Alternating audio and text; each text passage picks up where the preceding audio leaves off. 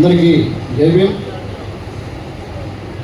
సభాధ్యక్షులు అన్న పరంజ్యోతి గారికి, అదేవిధంగా ఈ కార్యక్రమానికి ముఖ్య అతిథిగా విచ్చేసినటువంటి జాతీయ కోఆర్డినేటర్ పూర్ణచంద్రరావు గారికి, అదేవిధంగా రాష్ట్ర ఏఐబిఎస్పి రాష్ట్ర అధ్యక్షులు లక్కే రాజారావు గారికి, అదేవిధంగా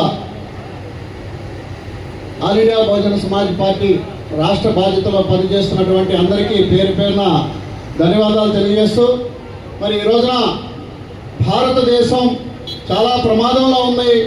దీనికి మనం అడ్డుకట్ట వేయకపోతే ఎస్సీ ఎస్టీ బీసీ మైనార్టీలు ప్రమాదంలో పడే పరిస్థితులు ఉంది. కాబట్టి మనం ఈ భారతదేశంలో ప్రాంతమయమైనటువంటి పార్టీ ఒకటి పెట్టాలి.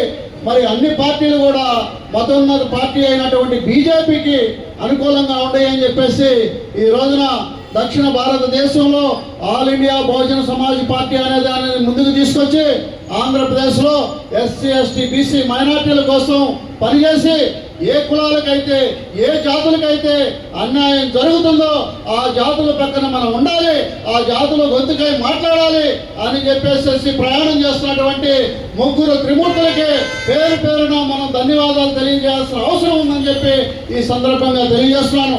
ఈ రోజున లౌకికవాదం, స్వామ్యవాదం ఈ రెండు పదాల వల్ల ముస్లిమ్స్కి, క్రిస్టియన్స్కి ఇబ్బంది పరిస్థితి, మిగతా ఎస్సీ ఎస్టీ బీసీ మైనార్టీలకి స్వామ్యవాదం అనే పదంతో ప్రమాదంలో పడే పరిస్థితులు ఉన్నాం.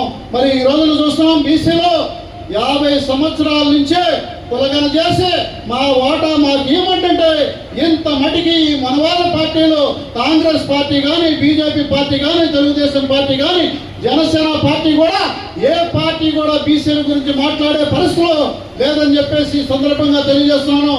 ఏకైక party all India Bahujan Samaj party. బీసీలు ఎంతమందో వారికి అంత వాటా ఇవ్వాలి, ఈ దేశంలో కులగన జరగాలి, బీసీలు వాటా ఇవ్వాలని చెప్పేసి ముందుకు వచ్చినటువంటి all India Bahujan Samaj party వెనకాల మనందరం నడవాలని చెప్పి సందర్భంగా తెలియజేస్తూ, మరి ఈ బాటలో నడిచేదానికి ముందుకు వచ్చినటువంటి ఈ రోజున బహుజనులందరికీ పేరు పేరున ధన్యవాదాలు తెలియజేస్తూ, నాకు ఈ అవకాశం ఇచ్చినందుకు ధన్యవాదాలు తెలియజేస్తూ సెలవు తీసుకున్నాను.